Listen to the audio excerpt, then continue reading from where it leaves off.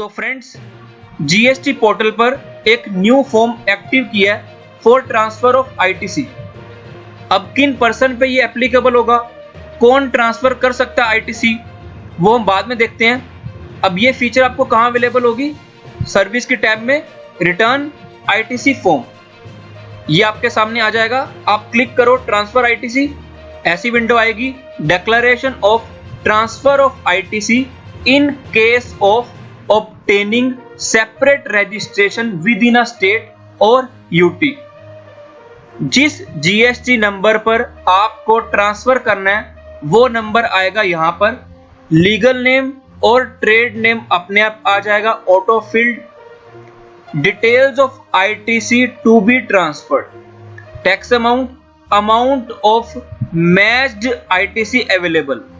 मतलब जिस GST number पर आपने लॉगिन किया होगा उस जीएसटी नंबर पे जितना भी आईटीसी अवेलेबल होगा यहाँ पर ऑटो फिल्ड होगा, इसको आप मैन्युअली नहीं चेंज कर सकते।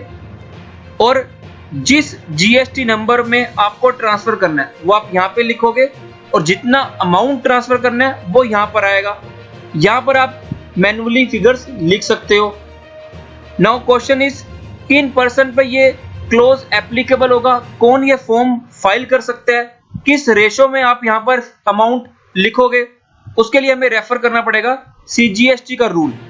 उसको दिखाने से पहले मैं आपको दिखाऊंगा सीजीएसटी एक्ट का सेक्शन 25, बिकॉज ये जो फॉर्म एक्टिव किया गया है ये किन पर्सन के लिए है, जिन्होंने रजिस्ट्रेशन ली है under sub section 2 of section 25। अब इसका क्या मतलब है, 25 सेक्शन क्या है एक बार दिखाता हूं आपको। Section 25 procedure for registration, sub section 2। तो सब सेक्शन 2 क्या है, this one, a person seeking registration under this act shall be granted a single registration in a state. मतलब एक पर्सन कैसे डिफाइन होता है, आप पार्टनरशिप फर्म हो, कंपनी हो, प्रोप्राइटरशिप हो, जिसके पास एक पैन नंबर है, उस पर्सन का एक स्टेट में एक ही जीएसटी नंबर हो सकता है। बट प्रोवाइजो क्या बात करता है कि अगर एक पर्सन का जिसके पास एक पैन नंबर है, एक स्टेट में उसके मल्टीपल बिजनेस वर्टिकल्स हैं, तो वो एक स्टेट में एक से ज्यादा जीएसटी नंबर भी ले सकता है, provided that a person having multiple business verticals in a state और UT may be granted a separate registration for each business.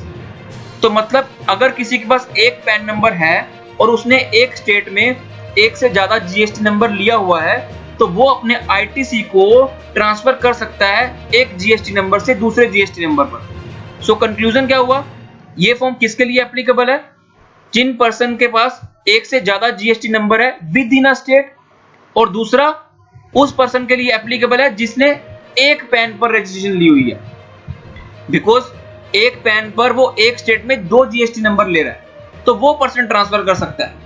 तो मतलब जो इंटर कंपनीज होती हैं, अगर उनके पास 2 पैन नंबर हैं तो क्या वो अपने आईटीसी को ट्रांसफर कर सकती हैं एक कंपनी से दूसरी कंपनी में इस फॉर्म को फाइल करके? तो आंसर इज नो, बिकॉज उनके डिफरेंट पैन नंबर हैं, वो एक अलग पर्सन है। अगर किसी पर्सन के पास 2 कंपनीज चल रही हैं, डिफरेंट यूनिट्स चल रही हैं, तो वो 2 इंटर कंपनी है, उनके पास 2 पैन नंबर हैं, तो उनके पास 2 जीएसटी नंबर होंगे एक स्टेट में, बट वो ट्रांसफर नहीं कर सकते इस फॉर्म को फाइल करके आईटीसी को। क्यों? Because this can be filed by a person, और इंटर कंपनी के केस में वो डिफरेंट पर्सन होते हैं, उनके पास डिफरेंट जीएसटी नंबर्स होते हैं। Now we will see the time period, कि कितने टाइम पीरियड में आपको फाइल करना है। उसके लिए आपको रेफर करना है 41A rule of CGST, transfer of credit on obtaining separate registration for multiple places of business within a state. A registered person who has obtained separate registration for multiple places of business, मतलब एक person जिसके पास एक pan number है और उसने एक से ज्यादा जीएसटी नंबर लिया हुआ है for reason being multiple place of business, and who intends to transfer, ITC को ट्रांसफर करना चाहता है, जो ई क्रेडिट लेजर में पड़ा हुआ है, वो ट्रांसफर कर सकता है टू एनी और ऑल। सपोज एक स्टेट में उसके पास 3 जीएसटी नंबर हैं, तो वो चाहे तो चाहे बाकी दोनों में ट्रांसफर कर सकता है या दोनों में से किसी एक में ट्रांसफर कर सकता है टू एनी और all of the newly registered places of business. और फाइल करनी होगी ये form with in a period of 30 days, with in a period of 30 days from obtaining such separate registration. मतलब जो उस पर्सन ने एक स्टेट में एक से ज्यादा जीएसटी नंबर लिए हैं, जब उसने वो नंबर लिया होगा उसके विद इन 30 डेज में ये फॉर्म फाइल करके वो ट्रांसफर कर सकता है। अब आईटीसी आप किस रेशो में डिवाइड करोगे, जैसे मैंने आपको पोर्टल पर दिखाया, this shall be transferred to the newly registered entities in the ratio of the value of assets held by them at the time of registration. तो मतलब जब न्यू जीएसटी नंबर लिया होगा एक ही स्टेट में, उस टाइम कितनी एसेट्स की वैल्यू थी उस रेशो में ट्रांसफर करना है। Now what does this value of asset mean? It means the value of entire asset of the business whether और not input tax credit has been availed thereon. तो एक बार formula derive करते हैं। जो person transfer कर रहा है, suppose करो मैं महाराष्ट्र में रजिस्टर्ड हूं और मेरे महाराष्ट्र में 3 जीएसटी नंबर हैं, तो मैं क्या करूंगा, मैं महाराष्ट्र से ट्रांसफर कर रहा हूं तो पहले देखूंगा कि मेरे महाराष्ट्र में एक जीएसटी नंबर पर कितना आईटीसी पड़ा हुआ है। उस आईटीसी को मैं डिवाइड करूंगा अपनी टोटल एसेट की वैल्यू से। अब वो एसेट्स के ऊपर आपको आईटीसी मिलता है या नहीं मिलता है, आपको वो नहीं देखना, टोटल एसेट से डिवाइड करना है, मल्टीप्लाई करना है of the value of asset जिस जीएसटी नंबर पर आप ट्रांसफर कर रहे हो, कि जो दूसरा जीएसटी नंबर है वो कितना प्रोपोर्शनेट एसेट अपने पास रखता है। हम वो प्रोपोर्शनेट निकाल रहे हैं। इससे निकल आएगा कि टोटल आईटीसी में newly registered place of business का कितना प्रोपोर्शनेट आईटीसी है। तो जितना आएगा वो आप ऑनलाइन पोर्टल पर लिख सकते हो जैसे मैंने आपको दिखाया। फिर भी एक बार रिपीट करता हूं, ITC divided by value of entire asset of the business multiply by the value of asset held by the newly registered number. हम मल्टीप्लाई क्यों कर रहे हैं? बिकॉज जिस जीएसटी नंबर पर आप ट्रांसफर कर रहे हो उस जीएसटी नंबर पर कितनी एसेट की वैल्यू है उसका प्रोपोर्शनेट हम निकाल रहे हैं बिजनेस की एंटायर एसेट से।